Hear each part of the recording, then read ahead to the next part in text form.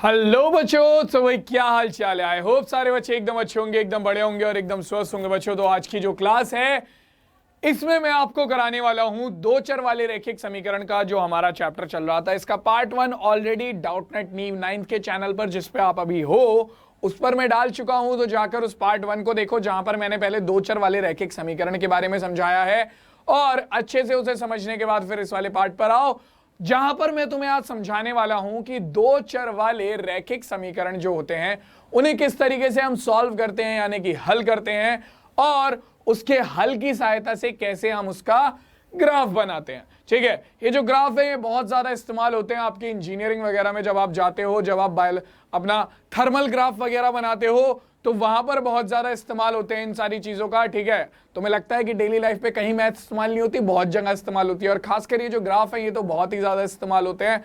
तो ध्यान रखना बच्चों कि ये one of the most important चीज हो सकती है आपकी आने वाली लाइफ की, तो इसे बहुत ध्यान से समझकर हमें पढ़ना है। ठीक है, पेपर में इसमें से सवाल आएगा, ये गारंटी है, चाहे तुम कितने ही घोड़े दौड़ा लेना, इसमें से सवाल आएगा।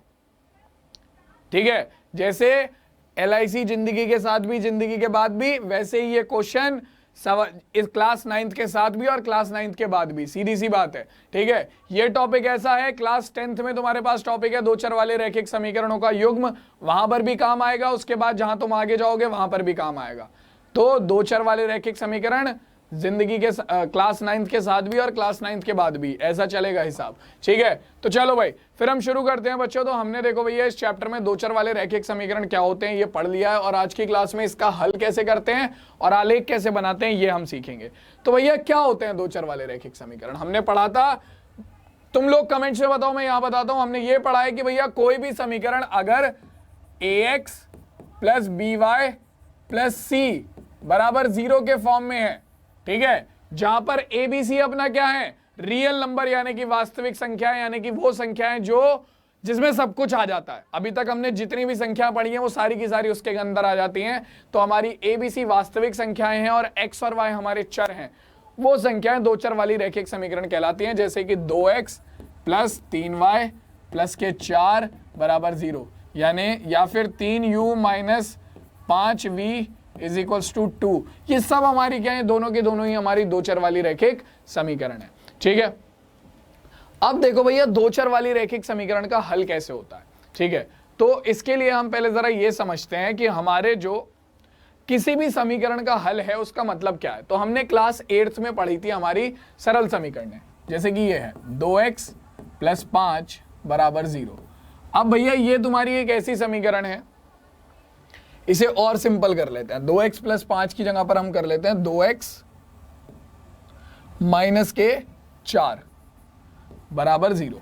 ठीक है, अब ये ऐसी समीकरण है जिसमें एक चर है हमारा और उस चर की भी घात 1 है, यानी कि ये एक चर वाली रैखिक समीकरण है। ये हमारी एक चर वाली रैखिक समीकरण है। लेकिन इसका हम हल कैसे निकाल सकते हैं भैया, आप इसे इधर ले जाओ तो 2x बराबर आ जाएगा हमारा, माइनस का 4 इधर जाएगा, प्लस के 4 हो जाएगा, 2 से आप इसे भाग कर दोगे, 2 दूनी 4, तो x बराबर आ गया 2। तो बेटा x बराबर 2 क्या है, x बराबर 2 इस समीकरण का हल है। तो समीकरण के हल से हमारा मतलब क्या है, समीकरण के हल से हमारा मतलब है कोई भी ऐसी संख्या जो कि उस समीकरण को संतुष्ट कर दे, यानी कि ऐसी संख्या अगर मैं उस समीकरण में चर के स्थान पर रखूं तो हमारे पास LHS और जो RHS है वो दोनों बराबर हो जाएं। कोई भी ऐसी संख्या हमारी क्या कहलाएगी, उस समीकरण का हल कहलाएगी। ठीक है, तो एक सिंपल लैंग्वेज में अगर मैं बोलूं तो चर का वो मान, समीकरण में चर का वो मान जो कि समीकरण को संतुष्ट कर दे, यानी कि LHS और RHS को बराबर कर दे, वो समीकरण का हल कहलाता है। फॉर एग्जाम्पल, अब जैसे कि यही वाली समीकरण है, तुम इसमें देखो x की जगह पर जो हमने हल निकाला है x बराबर 2 वो रख कर देखो, तो ये हो जाएगा 2 गुणा 2 माइनस के 4 बराबर 0। x की जगह पर हमने क्या रख दिया, 2 रख दिया, तो 2 दूनी 4 माइनस 4 बराबर 0, तो 0 बराबर आ गया 0 के, यानी कि LHS बराबर है RHS के। आप साफ देख सकते हो यहां से LHS बराबर है RHS के, तो यानी कि x बराबर 2 क्या कर रहा है, इस समीकरण को संतुष्ट कर रहा है, और ये समीकरण को संतुष्ट कर रहा है, इसका मतलब क्या है कि x बराबर 2 इस समीकरण का हल है। बहुत बढ़िया, हमारी जो रैखिक समीकरण होती है एक चर वाली जो रैखिक समीकरण होती है बच्चों, उनका केवल और केवल एक हल होता है। तो इस पॉइंट को याद रखना, ये इंपॉर्टेंट नोट है, इसे अलग से नोट करके लिख लो कि एक चर वाली रैखिक समीकरण का केवल एक हल होता है। एक चर वाली रैखिक समीकरण का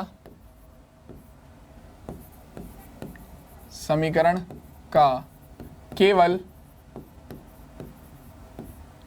एक हल होता है। जैसे कि तुम्हारे सामने लिखा है, इस समीकरण का इसके अलावा कोई और हल नहीं हो सकता। ठीक है, इस समीकरण का x बराबर 2 के अलावा कोई और हल नहीं हो सकता। तो भैया किसी भी समीकरण के लिए हल क्या होता है? किसी भी समीकरण के लिए हल हमारी चर का वो मान है जो कि उस समीकरण को संतुष्ट कर दे। अब ये तो बात हो गई एक चर वाले रैखिक समीकरण के लिए, लेकिन क्या दो चर वाले रैखिक समीकरण के लिए भी यही है? बिल्कुल बेटा, दो चर वाले रैखिक समीकरण में बस क्या हो जाएगा, अगर मान लो मैं एक एग्जांपल लेता हूं, 2x प्लस 3y बराबर हमारा 5। ठीक है, तो इस समीकरण का हल क्या होगा? इस समीकरण का हल वो होगा चर के वो मान जो कि समीकरण को संतुष्ट कर दे, समीकरण के हल होते हैं। ठीक है, तो यानी कि बच्चों यहां पर दो चर हैं तो हमारे पास मान भी दो आएंगे, बस इतना फर्क होता है। एक चर वाले रैखिक समीकरण में क्या होता है, हमारे पास केवल एक ही चर का मान आता है, जैसे कि यहां पर एक चर का मान है x बराबर 2। यहां पर हमारे पास दो चर के मान आएंगे, x बराबर, एक तो x का मान आएगा, एक y का मान आएगा। तो देखो क्या आएगा, मान लो मैं एग्जांपल के लिए ले लेता हूं x बराबर 1 और y बराबर 1। तो इस समीकरण में x की जगह पर 1 रख दो और y की जगह पर 1 रख दो, तो क्या हो जाएगा, 2 गुणा 1 प्लस 3 गुणा 1 बराबर 5। तो 2 एकम 2 प्लस 3 एकम 3 बराबर आ गया हमारे पास 5 के, 3 और 2 5 बराबर 5 आ गया। यानी कि तुम बच्चों देख सकते हो यहां पर हमारा LHS जो है वो RHS के बराबर आ रहा है, 5 बराबर 5 आ रहा है। तो इसका मतलब क्या है कि x बराबर 1 और y बराबर 1 जो है वो क्या है, वो इस समीकरण के हल हैं। क्यों?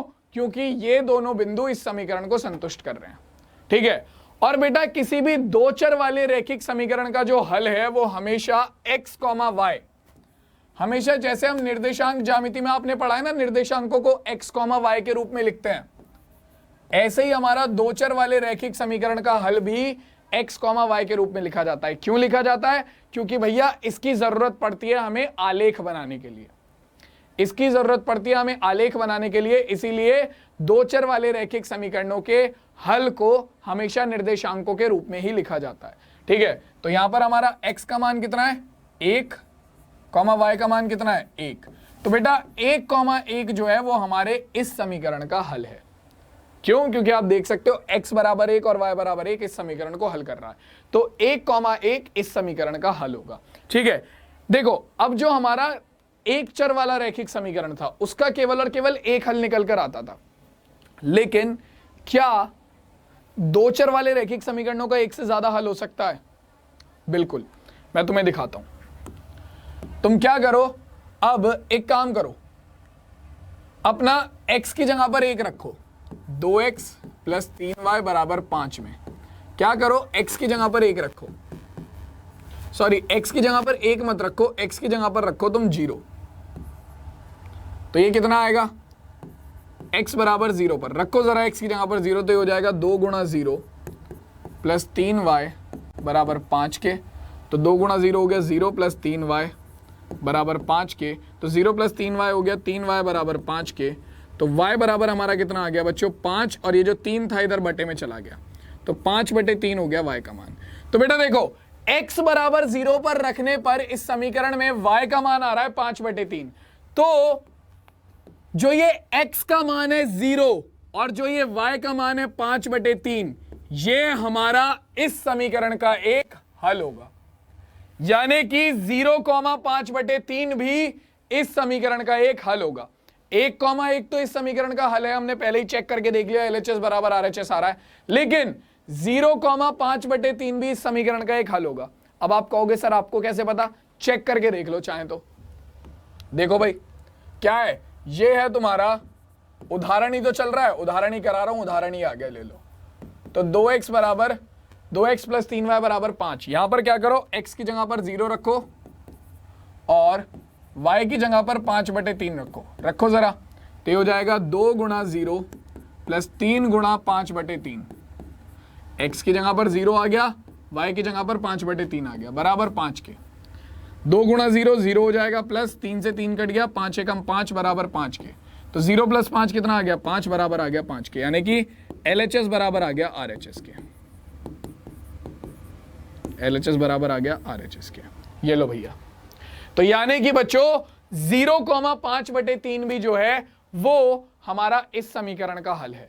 0,5/3 भी इस समीकरण का हल है। क्या इस समीकरण के हम और हल निकाल सकते हैं? बिल्कुल। कैसे? देखो, अभी तुमने x बराबर 0 पर निकाला था। अब एक काम करो, समीकरण है तुम्हारी 2x प्लस 3y बराबर 5। अब एक काम करो, y बराबर 0 रख दो, ठीक है? तो क्या करोगे, ये हो जाएगा 2x प्लस 3 गुणा 0 बराबर 5। तो 2x प्लस 0 बराबर 5, तो 2x बराबर आ गया 5 के, 2 इधर भाग में चला जाएगा, x बराबर आ गया 5/2 के। तो यानी कि बच्चों इस समीकरण का एक और हल बनेगा, जो कि होगा हमारा कितना, जो कि होगा हमारा x का मान है 5/2 और y का मान है 0। तो बेटा 5/2, 0 भी इस समीकरण का हल होगा। अब तुम कहोगे सर आपको कैसे पता? चेक करके देख लो फिर से, रखो जरा। समीकरण क्या है, 2x प्लस 3y बराबर 5। तो हमें क्या करना है, 5/2, 0 चेक करना है। तो x की जगह पर 5/2 और y की जगह पर 0 रखो जरा। तो ये हो जाएगा 2 गुणा 5/2, 2 से 2 कट गया, प्लस 3 गुणा y की जगह पर आ गया 0 बराबर 5। तो 5 एकम 5 प्लस 3 गुणा 0 बराबर 5, तो 5 बराबर आ गया 5 के।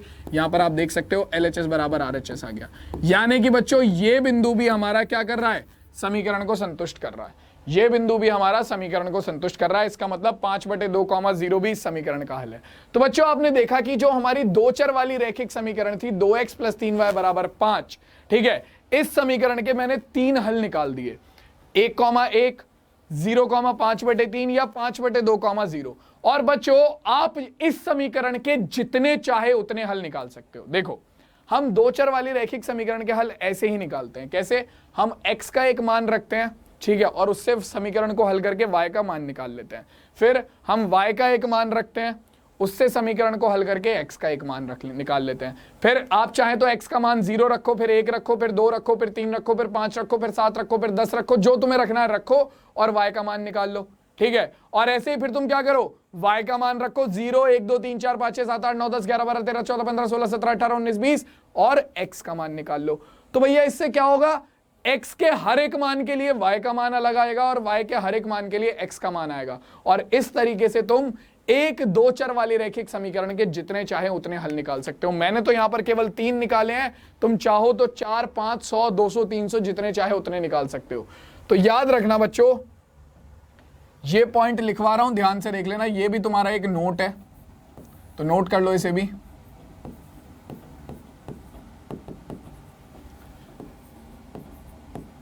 दो चर वाले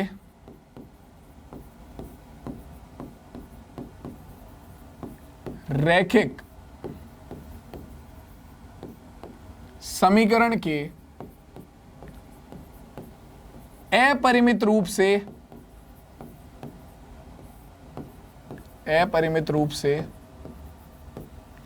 अनेक हल, अपरिमित रूप से अनेक, या फिर हम ब्रैकेट में मैं यहां पर लिख देता हूं अनंत हल ज्ञात हो सकते हैं,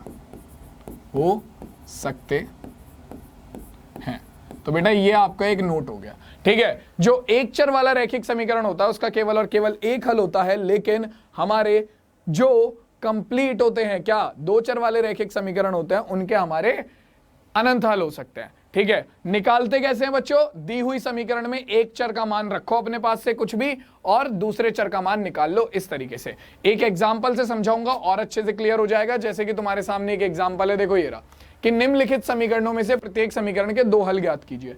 तो आपको क्या करना है, इस समीकरण के 2 हल ज्ञात करने हैं, ठीक है। समीकरण है हमारे पास 4x प्लस 3y बराबर 12, ठीक है। इस समीकरण के 2 हल ज्ञात करने हैं, तो क्या करो, एक बार रख दो x बराबर 0, x बराबर 0 रखो और y का मान निकाल लो। ठीक है, क्या आएगा? देखो 4 गुणा x का मान रख दिया 0 प्लस 3 गुणा y बराबर 12। तो 4 गुणा 0 हो गया 0 प्लस 3 गुणा y बराबर हो गया 12 के। तो 0 प्लस 3y हो गया 3y बराबर 12 के। 3 से कट गया, y बराबर आ गया 3 चौक 12 यानी कि 4 के बराबर। तो बेटा इस समीकरण का जो हल हो जाएगा वो कितना हो जाएगा? एक हल हो जाएगा सबसे पहला वाला हमारा। x का मान कितना था हमारा? 0 और y का मान कितना आया? 4। तो बेटा समीकरण का पहला हल हो गया 0,4। अगर तुम चाहते हो चेक करना तो इस समीकरण में x की जगह पर 0 रखो और y की जगह पर 4 रखो, तुम खुद पाओगे कि समीकरण संतुष्ट हो जाएगी। ठीक है, समीकरण का दूसरा हल निकालना है तो क्या करो? समीकरण तो वही है 4x प्लस 3y बराबर 12। तो पहली बारी में तुमने x बराबर 0 रखा था, इस बार क्या करो? y बराबर 0 रख लो। या फिर तुम्हारी इच्छा है, तुम x बराबर 1 पर भी मान निकाल सकते हो, तुम x बराबर 2 पर भी मान निकाल सकते हो, तुम y बराबर 1 पर निकाल लो, y बराबर 2 पर, मतलब जिस संख्या पर तुम्हारा मन करता है तुम उस संख्या पर मान निकाल सकते हो। ठीक है, तो मैं तो y बराबर 0 पर निकाल लूं, तो ये हो गया 4x प्लस 3 गुणा 0 बराबर 12। 4x प्लस 0 बराबर 12। तो 4x प्लस 0 हो गया 4x बराबर 12 के। 4 से काटेंगे 4 थिया 12, x बराबर आ गया 3 के। ठीक है, तो समीकरण का जो हमारा दूसरा हल हो गया वो कितना हो गया? x का मान आ गया 3 और y का मान है 0 यानी कि 3,0 इस प्रश्न का एक और उत्तर हो गया। ठीक है, तुम चाहो तो समीकरण का तीसरा हल भी निकाल सकते हो, तुम्हारी इच्छा है। ठीक है, मैं निकाल के दिखा रहा हूं, इन्होंने पूछा नहीं है, मैं एक्स्ट्रा में तुम्हें निकाल के दिखा रहा हूं। कुछ मत करो, x बराबर 1 रख दो। x बराबर 1 रखोगे तो क्या हो जाएगा? ये हो गया 4 गुणा 1 प्लस 3 गुणा y बराबर 12। 4 एकम 4 प्लस 3y बराबर 12। 4 इधर जाएगा माइनस का हो गया, तो 3y बराबर 12 माइनस के 4, तो 12 में से 4 गया 8 बचा, तो y बराबर आ गया कितना? 8 बटे में 3। 3 हमारा भाग में चला जाएगा। तो बेटा इस समीकरण का जो अगला हल हो गया वो कितना हो गया? x का मान 1 और y का मान 8 बटे 3। ठीक है, तो ये हो गया समीकरण का तीसरा हल। तो बेटा आप जितने चाहे उतने हल निकाल सकते हो किसी दो चर वाले रैखिक समीकरण के, बिल्कुल आराम से। बस कैसे? उसमें से एक चर का मान रखो और दूसरे चर का मान निकालते जाओ। तो आई होप तुम लोगों को अब अच्छे समझ में आ गया होगा कि किसी दो चर वाले रैखिक समीकरण का हल क्या होता है। दो चर वाले रैखिक समीकरण का हल चर का वह मान होता है जो समीकरण को पूरी तरीके से संतुष्ट कर देता है। और इसे कैसे निकाल सकते हैं? इसे हम निकाल सकते हैं बड़े आराम से। किसी समीकरण में एक चर का मान अपनी तरफ से कुछ भी रखकर उसका दूसरा मान, दूसरे चर का मान निकालकर।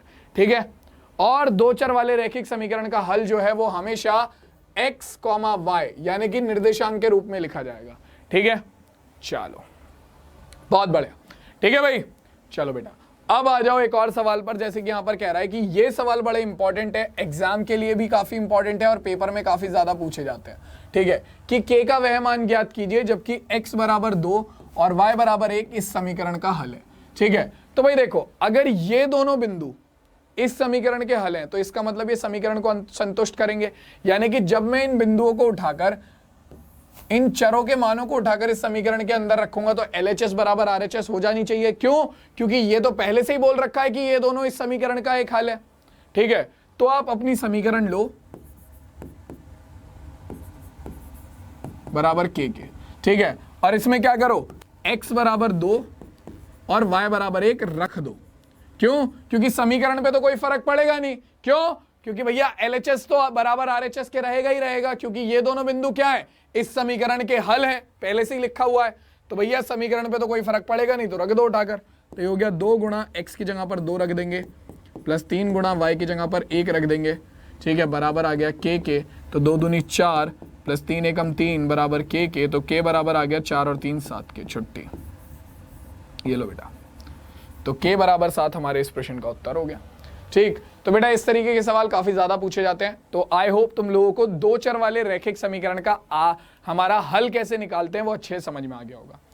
अब हल समझ में आ गया तो उस समीकरण का आलेख निकालना तुम्हारे लिए कोई बड़ी बात नहीं है। तो ये हमारी आज की क्लास का दूसरा टॉपिक है, दो चर वाले रैखिक समीकरण का आलेख बनाना। ठीक है, आज तुम्हें समझ में आएगा इन्हें रैखिक समीकरण क्यों कहा जाता है। तो बेटा देखो, आपकी जो ये रैखिक समीकरणें होती हैं, जो भी समीकरण जिसमें चर की जो अधिकतम घात है वो 1 होती है, वो समीकरण हमेशा रैखिक समीकरण क्यों कहलाती है? क्योंकि बेटा देखो, इसमें जिस भी समीकरण में चर की घात 1 होगी उसका आलेख हमेशा एक सरल रेखा बनता है।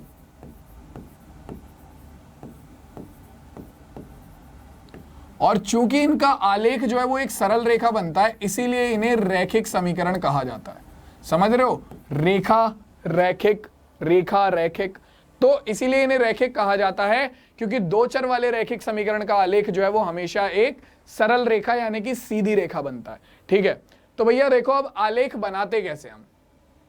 आलेख बनाने के लिए आपको कुछ नहीं चाहिए, कोई भी एक समीकरण लो, ठीक है, उस समीकरण के आपको किसी भी समीकरण का आलेख बनाने के लिए उस समीकरण के आपको दो बिंदु चाहिए होंगे।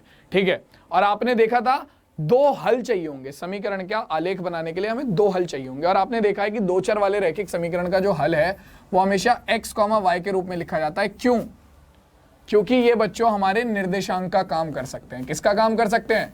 ये हमारे निर्देशांक का काम कर सकते हैं। तो बेटा दो चर वाले रैखिक समीकरण का आलेख बनाने के लिए हम क्या करते हैं, उसके जो हल हैं, ठीक है, उन्हें एज अ निर्देशांक इस्तेमाल करते हैं और उन्हें ग्राफ पेपर पे दर्शाकर हम आलेख को पूरा करते हैं। ठीक है, जैसे कि मान लो मैं एक एग्जांपल लेता हूं, ये रहा, दो चरों वाले निम्नलिखित रैखिक समीकरणों में से प्रत्येक का आलेख खींचिए। तो x + y = 4 आपको समीकरण दे रखी है। आप जानते हो कि एक दो चर वाली रैखिक समीकरण के आप अनंत हल निकाल सकते हो। ठीक है, तो देखो जो दो चर वाली रैखिक समीकरण का आलेख है वो दो समीकरण के दो हल से निकाला जा सकता है। समीकरण के दो हल से आराम से निकाला जा सकता है। ठीक है, उससे ज्यादा हल अगर आप निकालते हो तो उससे क्या फायदा होगा, आपका जो ग्राफ है वो एक्यूरेट बनेगा, बहुत ज्यादा एक्यूरेट बनेगा।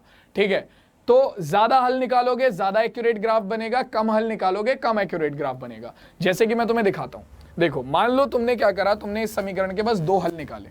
सबसे पहला x = 0 पर क्या आएगा, 0 + y = 4। तो 0 + y कितना हो गया, y = 4 के।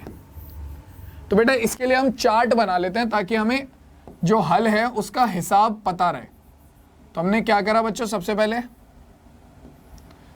हमने x = 0 पर मान निकाला, तो हमारे पास y का मान कितना आ गया, 4 आ गया। ठीक है, तो एक बिंदु तो हो गया हमारा कितना, x का मान 0, y का मान 4, तो 0,4। दूसरा बिंदु आप निकाल लो y = 0 पर,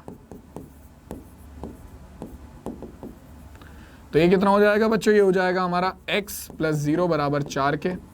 तो x बराबर आ गया 4 के। तो आपने y = 0 पर मान निकाला, तो x का मान कितना आया, 4।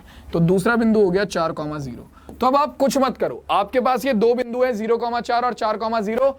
इन दोनों को अपना ग्राफ पेपर लो, ग्राफ पेपर पर x अक्ष और y अक्ष बनाओ।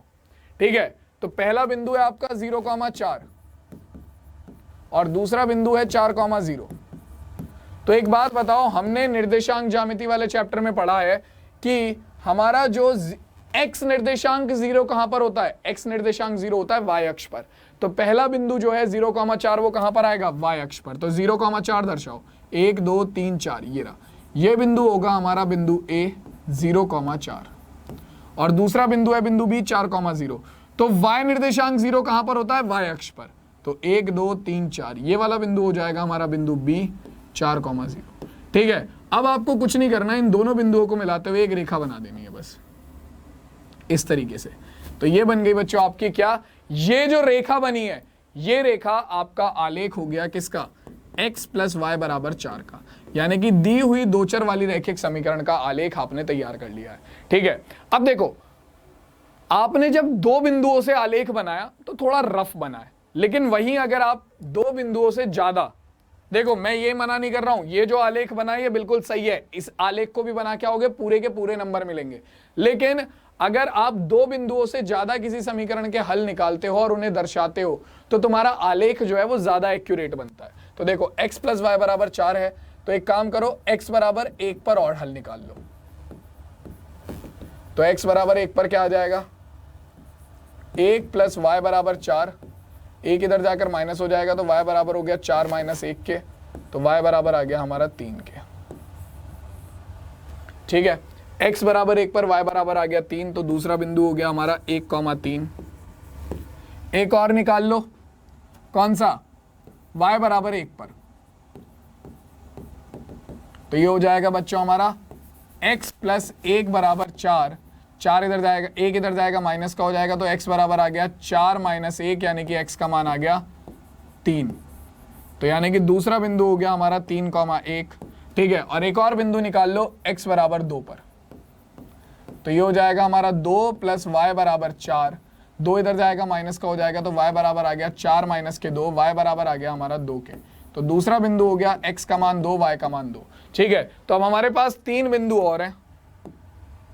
बिंदु C है हमारा 1,3, D है हमारा 3,1 और E है हमारा 2,2।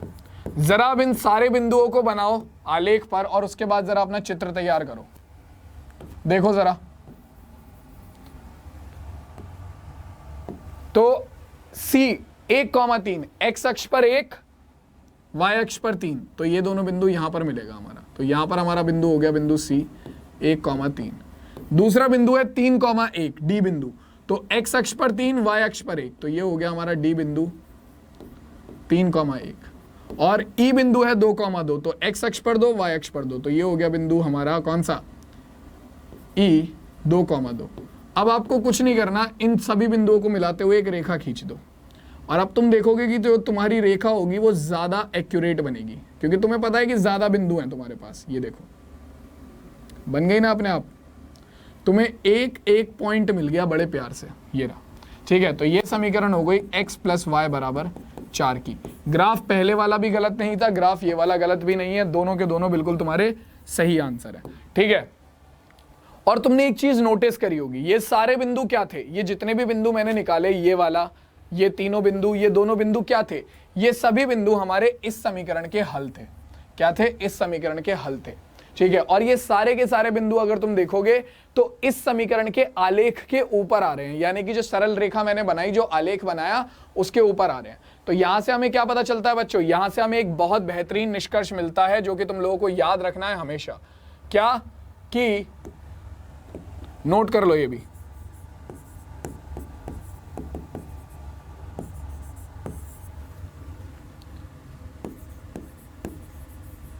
समीकरण के हल सदैव समीकरण के आलेख पर स्थित होते हैं, के आलेख पर